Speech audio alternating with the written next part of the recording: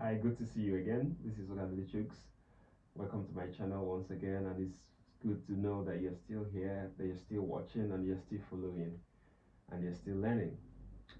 Today, we want to have a very important conversation about um, the nation, Nigeria, and the dire economic situations and realities in Nigeria at the moment. And so, we're going to have this conversation in three phases. One, the gross financial unaccountability going on in the country.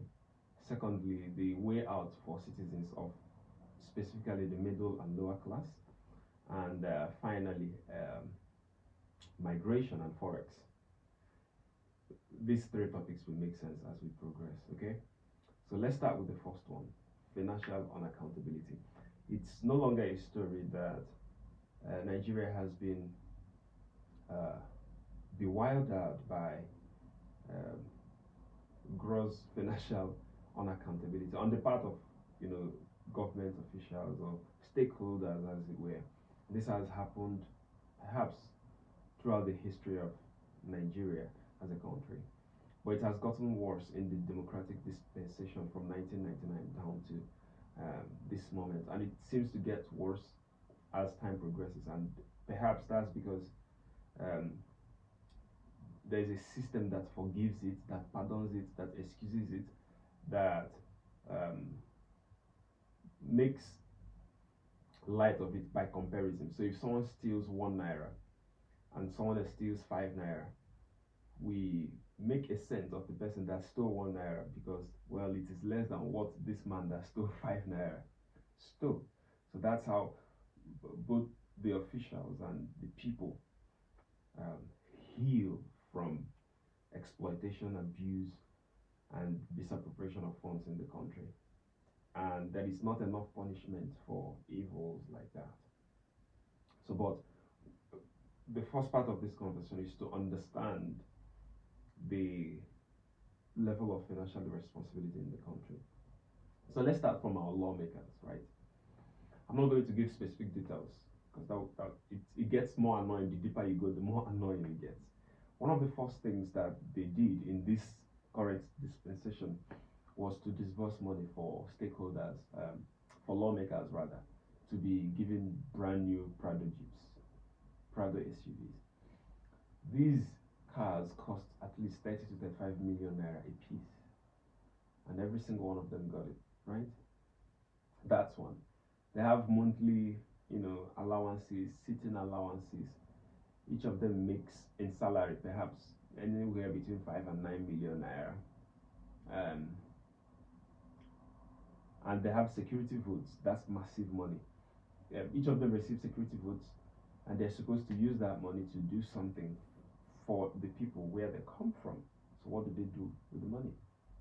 The amount they spend on cars on their entourage, each of them, is crazy. That amount is spread across 10 to 20 people, can pull them out of poverty forever, right? But let's move on. Like I said, we're not going to dwell so much on that. Um, but there is this part of it that I want us to pay attention to, and that's, so the presidency is very far from the average Nigerian. The senators are very far from the average Nigerian. The governors and the House of Reps are very far, but the local government is very close, right? So if you pay attention to what happens at the local government level, and these are people you can hold accountable easily. And by holding them accountable, I'm not even talking about extreme measures like protests or whatever. I mean, simple inquiry. If people ask questions, if people have these conversations with people right from the time of elections, if they go through their councillors to their local government chairman, we want to understand how the monies that come to the local government are spent, disbursed, and are they disbursed equitably? Are people held accountable for the money given to them? Because, to be fair, let's say that your local government chairman uses the money given to him or her every month um, judiciously. And by judiciously, I mean they disburse the money appropriately. Now, do they have a system that monitors what these monies are used for? So, if they give somebody 100,000, for instance, for let's say they do skill acquisition exercise and they isolate 500 people from the local government, from autonomous communities or whatever in the local government, right, or wards in the local government, and they isolate 500 individuals and they gave each of them 500,000 to start a small scale business. Do they have a system that monitors and insists that these monies go into the the projects that they were earmarked for, so that people can account for the money given to them and become productive that way? They can be better contributors to the economy, right? To the common economy, right? So, are there systems like that, or do they just hand money away? Or is it the case of them not giving the money at all, putting it in their private pockets? Because for some reason, people just become astronomically rich when they become political leaders in Nigeria. I don't understand it. But it has become the easiest route to move from the middle class to the upper class for the longest time, and be able to amass enough wealth for the third, fourth, fifth generation, who knows. So these are things that need to be checked, and it is the job of the common Nigerian to do that. No other person is going to do it for you, because the people that you're expecting to do it are also stakeholders and accomplices and enablers. They benefit from it. If they speak, they will be their mouths will be stuffed with money, and then they'll stop. But if the people, if we have a community of people, if we have a population of people who hold their governments accountable, then they're going to be on their feet to understand that they are servants to the people. The people elected them to serve them. So that's why the so-called developed world or developed countries are first world countries. That's the difference between them and developing countries or third world countries, for instance. It's because they have a system of accountability. They can hold their leaders accountable. Their leaders are always on their feet. Sometimes they get confused as to which group to please, and sometimes they make terrible mistakes. But the fundamental expectation, or the fundamental principle of the modus operandi of these leaders in the Western world is really to serve the people. Okay, do they still steal money? Yes, of course they do. Not at the rate we do in Africa, not at the rate people do in Nigeria, for instance. But there is a fear and trembling that is attached to the way they do their job, okay, in public offices, and that is something really, really good that we need to emulate so that our country can move forward. So, yeah, so the thing I want us to look into is how much comes to local government areas or local government chairmen and chair ladies or chairpersons. And we'll look at the 2023 fiscal year. And this information is directly from the National Bureau of Statistics, from the Federal Account Allocation Committee, FAAC, the amounts they disbursed the state going to the local governments. Okay, so the total amount, if you divide it by the number of local governments in that state, it gives you what each local government got. We are not going to do that calculation. We just mention the money per state. And there are extra monies that go to oil producing states, like my lovely state, Imo State, and other states, our neighbor. So we look at the highlights. I'm going to read this. This is not my opinion. I didn't redact or edit it. It's straight from the official website, and it's a Nigerian government official website. Okay, so let's look at the key highlights. Pay attention, guys. The Federal Account Allocation Committee, FAAC, disbursed the sum of 1.8 trillion to the three tiers of government in August 2023 from the total revenue generated in July 2023. The amount disbursed comprised: number one, 1.15 trillion recorded from the statutory account, 56.31 billion exchange rate differential, 283.91 billion from exchange gain, 13.37 billion from electronic money transfer levy, and 298.79 billion from value added tax. The allocations to the three tiers of government for August 2023 were: number one, federal government with a total of 391.93 billion. So federal government got this amount. State governments, 36 states shared this total amount of 319.52 billion, and local governments with a total of 236.23 billion. The sum of 56.49 billion was shared amongst the oil producing. So oil producing states got an extra of 56.49 billion divided by the number of oil producing states in Nigeria. Okay, I hope that makes sense to you. Okay. So the sum of 56.49 billion was shared among the oil producing states from the 13% derivation fund.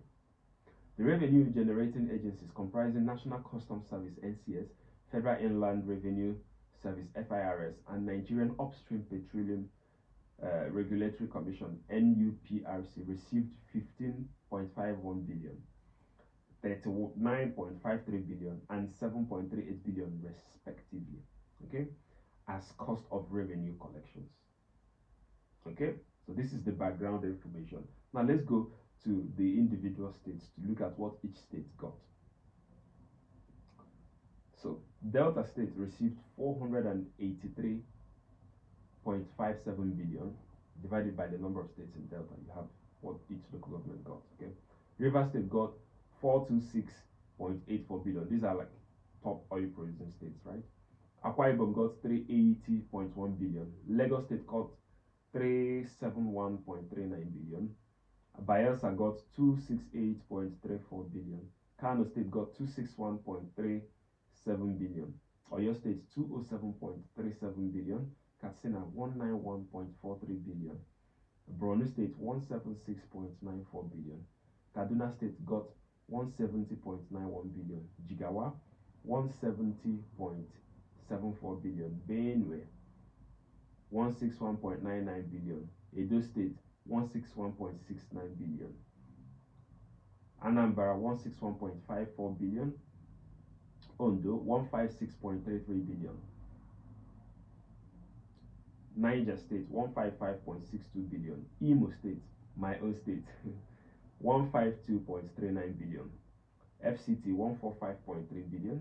Sokoto 146.19 billion. Bauchi 144.98 billion. KB State 143.93 billion. Osun State 141.48 billion.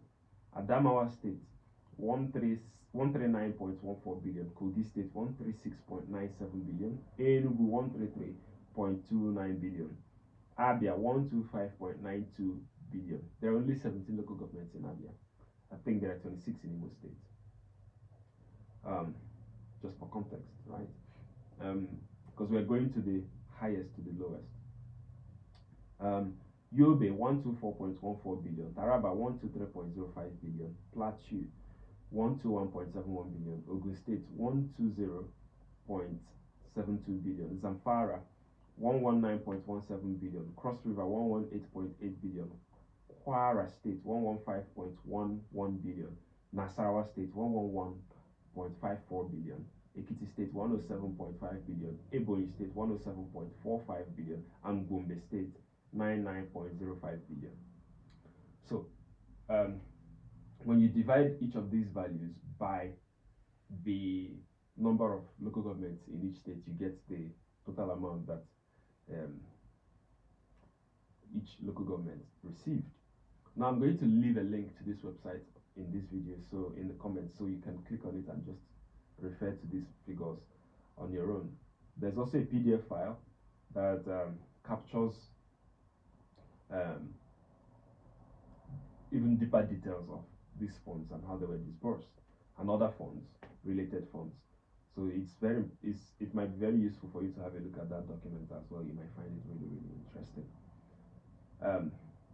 Now currently the exchange rate is crazy. We're heading to $1 to 2,000 Nigerian naira. That's where we are headed. We are close. We are between 1,600 to 1,800. £1 is already in the neighborhood of 2,200 naira already. Now IMF has made a very gloomy prediction based on our current realities, and it's crazy. So this is what IMF said. This is according to Arrive's News. Okay, so they are reporting the information from IMF. IMF warns that naira may experience further 35% depreciation in 2024 due to local production challenges. Local production challenges bogus a bogus term for due to the fact that Nigeria does not produce much, and for that matter, Nigeria does not produce goods that have global demands. So there is almost nothing that is produced in Nigeria that is at high demand on a global scale or transcontinental scale. So that's a problem. That's one of the major factors that impacts on the value of each nation's forex. So that's one major thing that determines the value or the weight of your currency as a country. If you don't export much, then every other country will literally, the currencies of other countries will literally shit on your own currency. That's how it works. Okay. So they said they're trying to be nice due to local production challenges. And then it said the country's growth could fall to zero in 2024, which means that this year, 2024, we might come to a point where Nigeria is not really growing. I think that is also that is a generous that's a very generous statement, because it seems to me that we're actually retrogressing. Not like we are zero, we are not growing, we are moving minus, we are sub-zero and moving further down or further backwards. That's that's what it looks like at the moment. But they're trying to be nice. So they said the country's growth could fall to zero in 2024 and only slowly recover to 2% in 2028. So this is 2024, and it's barely 1 year since the current government took office. So what it means is that by 2028, that's around the end of the first tenure of the presidency, that we might start seeing a growth up to 2%, which is almost nothing. Which means that the current economic situation has come to stay, or at least would last for a while. It means things will at best be stable at, at the point where it is, but might not necessarily get better. I don't know anything that could happen that will make it get better, but I hope that it does. For the sake of Nigerians in Nigeria. Eh? Anyway, and then so what is the what is the impact, or the implication rather, of the current situation? The implication is that anything which which seems like everything really that Nigeria imports is going to increase in price. It's going to become less affordable for the average Nigerian in Nigeria. So if a car is imported, whether brand new or used, it's going to cost a lot more. Um, Raw materials imported from abroad, um, equipment. Um, so let's say even tools that people use for work, say things like computers or phones, digital hardware, will cost a lot more. Um, Everything really, even of course, fuel is, who knows how much fuel costs at the moment, petrol, and gas. Now it means that the cost of electricity is not vastly available, let alone being constant, even though people pay for it. So the cost of production is going to skyrocket. Of course, the direct implication is that the cost of goods and services is going to also increase. Now, one of my major worries is that everything in Nigeria is increasing in cost, except what people are earning. So the cost of production is increasing, the cost of goods and services is increasing, but the salaries of people has not increased.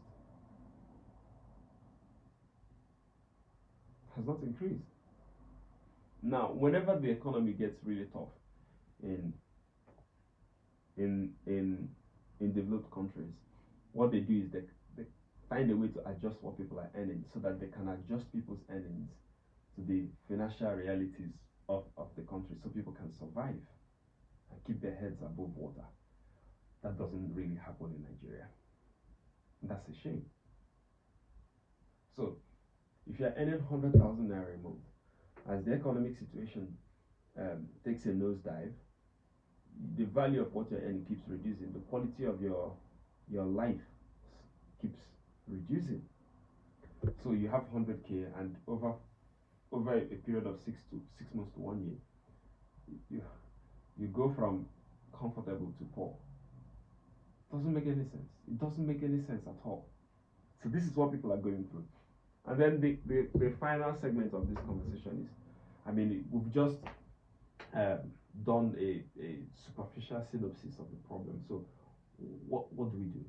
What does the average Nigerian need to do? I'm going to propose um, a couple of things, more than a couple actually, that one could do. And hopefully someone pays attention to these things and makes use of these prescriptions, at least for this period. So I put this thing down.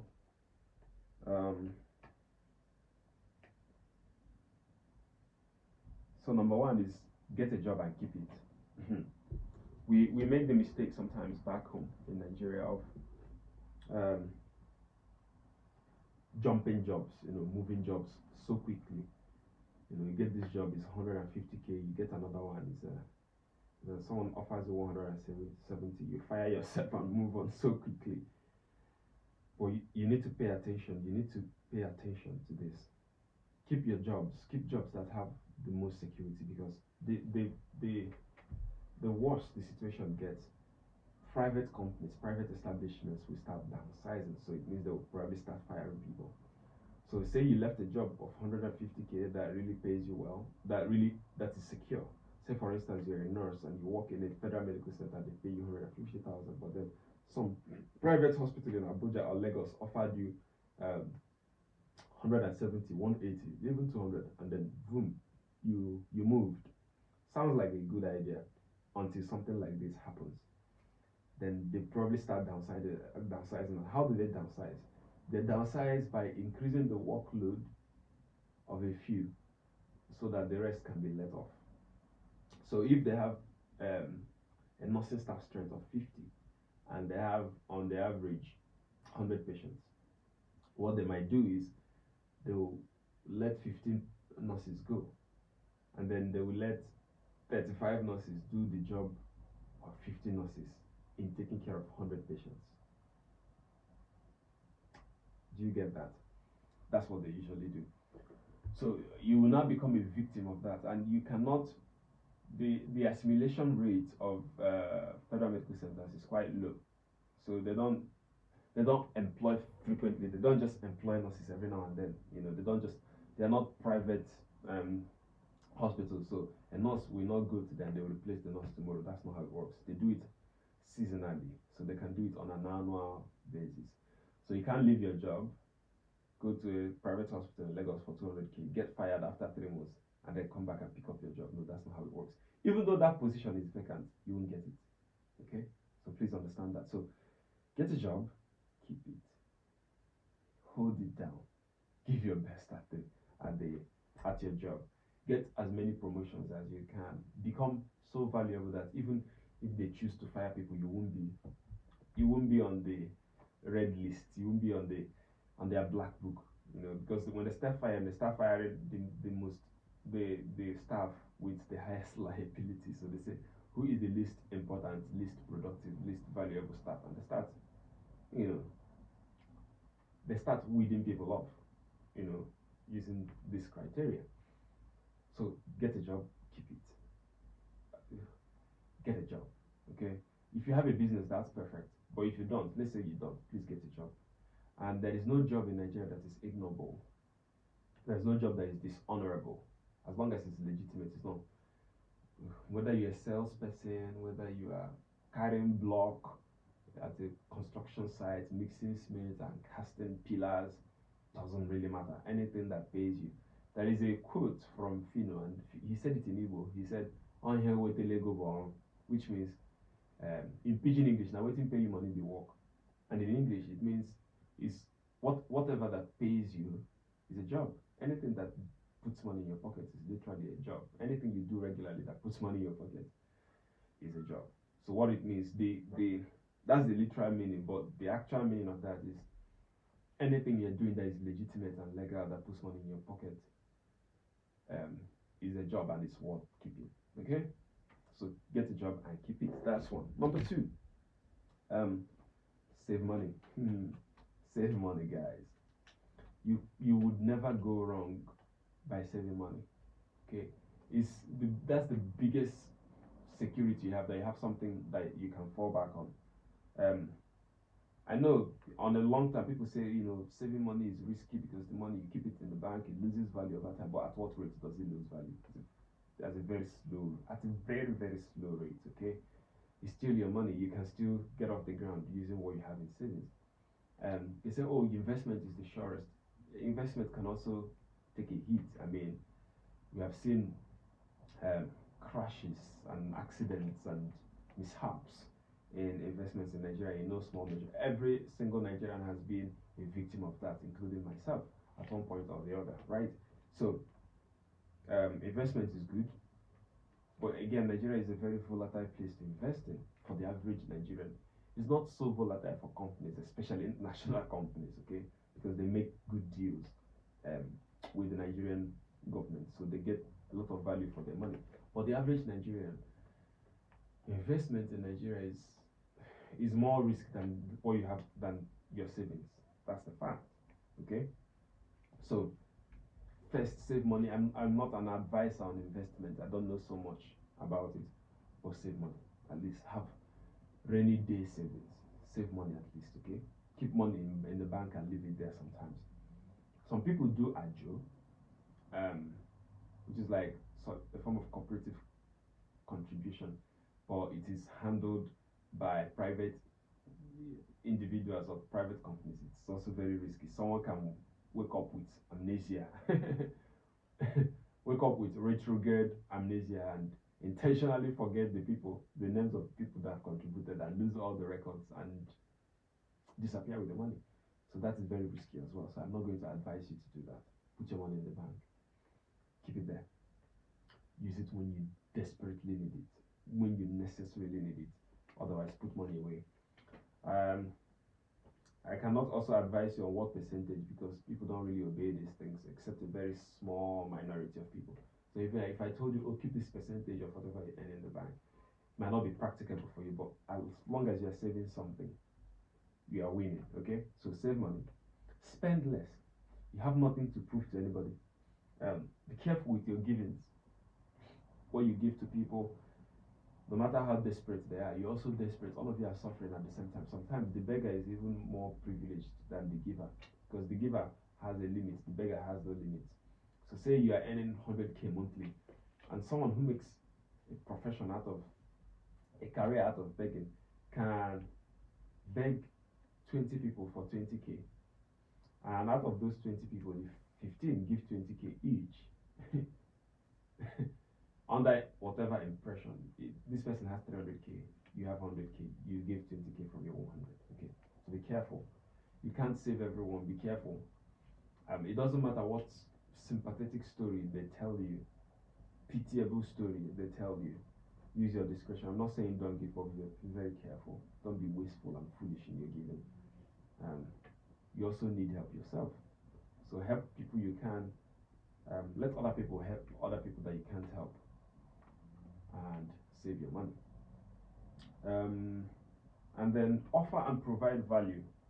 So even though you have a job, find other things, side hustles per se. Provide a form of value to other people that can translate to money over time, or that can build relationships that can translate to money, or opportunities to make money in the future. I can't emphasize this enough. Don't look for people to exploit. Look for people to give value, and do it with valuable people, so that value can exchange for value over time. Okay, so give value to people. Do stuff for people, sometimes without asking them to pay. That's one important way of building relationships. Okay, find ways to help people in what they do, specifically what they do to earn money. You can contribute in someone's process of production or service process, and it translates as value investment, and they can pay you back in money on their own terms, or they can service that relationship by giving you, commensurate value or even more value, as the case may be, and that could be a bonus to you. All right. And the final aspect of this conversation, which is migration and forex, I included that because the more dire the economic situation in Nigeria gets, the more people are pressed to move to other parts of the world where the opportunities are more promising, where the grass is greener, as we say. But the problem with that is that at the moment, if you are migrating, say for instance, to study or to work, the amount of money you would need to convert from naira to the prevalent currency of the country you're moving to has almost doubled. So it makes it tougher for you. It makes the process tougher. It makes it even more discouraging for you. So I want to encourage you. Um, just keep working it. Keep saving. Keep planning. Look for opportunities. If you're trying to study, look for scholarship opportunities. If a work visa is possible in your countries of interest, pursue that because you will spend less money to do that one than you would if you are going to study and if you are funding it. Okay. Again, now this is not an advice. I'm just going to think aloud and let you do whatever you like with that information. Since over the past 6 months to 1 year, the naira has consistently fallen. It has not risen, it has fallen consistently. Then it follows that if you convert money from naira, so the equivalent of $1,000 at the moment is around 1.6 million naira, give or take. So if you convert 1.6 million naira to dollars, now you have $1,000, right? In the next couple of weeks, you might need 2 million naira to have 1,000 US dollars. Okay? What am I saying? If you convert your money to a foreign currency now, you will save money over time, going by the trajectory of the naira. Whether this will change in the nearest future or not, I do not know. That's why I'm not giving this as an advice. I'm just having it as a conversation. Okay? So let's say you are going to study and you need $5,000. Today you will need 1.6 million naira to have 20% of that money, which is $1,000. Okay? If you wait for the next 2 weeks, you will need more naira. You need like 400,000 naira more. So the process is going to be 400,000 naira more difficult. If you increase the time by 5, it's going to be 400,000 times 5. That's how much you will lose on the net in these conversions. So even if you are not planning to move, you are in Nigeria, but you can do something smart. Again, this is not an advice. You can convert 1.6 million naira to $1,000 and return it to naira in the next 2 weeks if things get worse. Okay, and then you have used 1.6 million naira to get 2 million naira. If at that time $1 is 2,000 naira, so you've gained 400k by simple conversions. Okay, I'm not advising you to do that because it is risky. But why am I even mentioning it? Because naira has fallen consistently. Okay, so you can think about that. You can try it with money that you can live without. Say maybe try it with $100 and see what happens. And that's about it. So if you are I'm going to make more videos about migration and the student, not necessarily the student route, but maybe migration generally.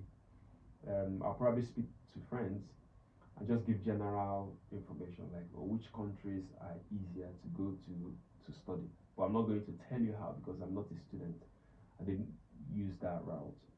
I'm not a professional in that area, so I'll just give general advice so that I'll give you something to go home and investigate, something to go and research on. Okay, so if I know from friends that I trust what countries are easier to move to study, where you can the degree, masters or PhD programs are more affordable, and then I could mention that to you, mention maybe the requirements and let you figure it out yourself. Countries that are offering job visas or work visas, sorry, could mention them, and then you check it out. You go and study it, check it out yourselves. And anything else that might benefit you, even maybe tourist visas for people who are interested in tourism. Any information that I have, I would honestly share to help, and